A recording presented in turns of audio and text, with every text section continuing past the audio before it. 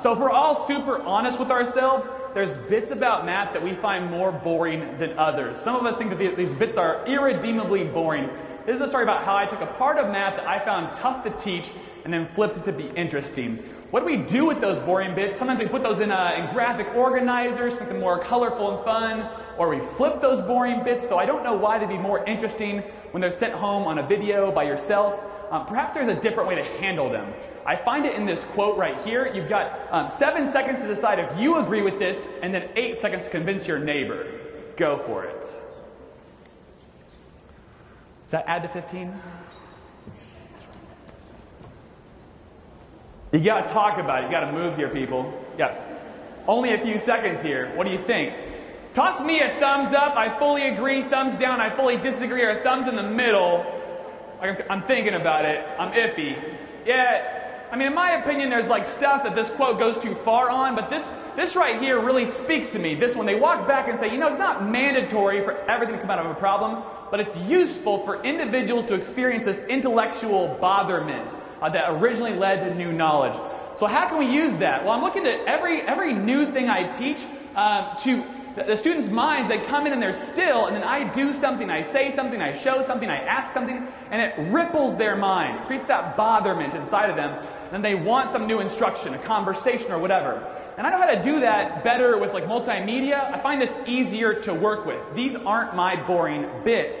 What is my boring bits are things like function vocabulary, for instance, like words like intercept and maximum and minimum. Those kinds of words. At one point, I was like, oh, we just got to write these down, guys, in our notes, and I'll binder check your notes. I'll give you a grade, so make sure you do it, and we'll use them later for fun. Here's one way to create a ripple in a kid's head, a botherment in their head that leads to the need for function vocabulary. The game is this. You and I are both looking at a graph of a function. We have to describe our graph so that each other can then draw them perfectly. So then we switch graphs, switch descriptions, you and me, and I have to draw your description and you mine, and we realize that we don't know how to describe this stuff. And without any force of grade or incentive or sticker, we realize we need new vocabulary. Let me show you what I'm talking about here. Here's some students trying to do this task right here. Right here, you have a couple slides here to figure out what is this student trying and struggling to describe right here. Tell your neighbor what the graph looks like right here.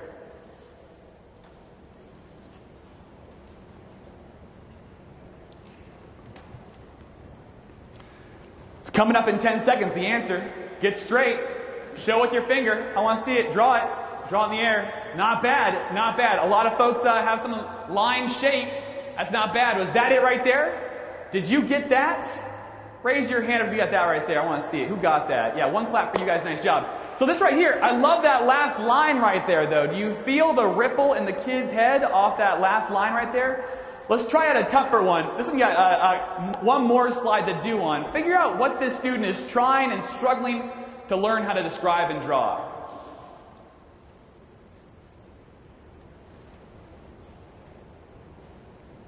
Down to 30 seconds.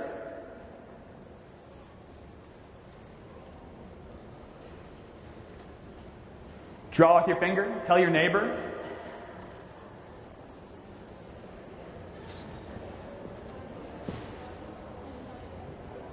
Answer's coming. I'm looking out there.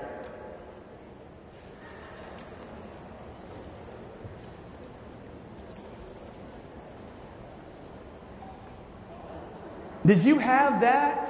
If you raise your hand up, I'll know you're a liar. There's no way you had that. She's trying so hard, this student, to describe this thing. She wants to describe it. You get what's going on there? How she's inventing coordinates. She's inventing the coordinate system, battleship style, with A at the top, and it's hard and it's confusing. And our student on the left here apologizes for not being very good at explaining things. And that right there is our moment. That's my moment to step in and help this student get better at explaining stuff. What was previously this moment where I would just talk about function vocabulary with no need, now she has this need for it. That right there is how I create a ripple out of the difficult stuff to teach. And I don't know how to do it for everything, but there are ways. So I encourage you to go back in your head, find a moment in your head when your mind was rippled, and figure out some way to ripple your students' mental waters about the boring bits. Thanks, guys.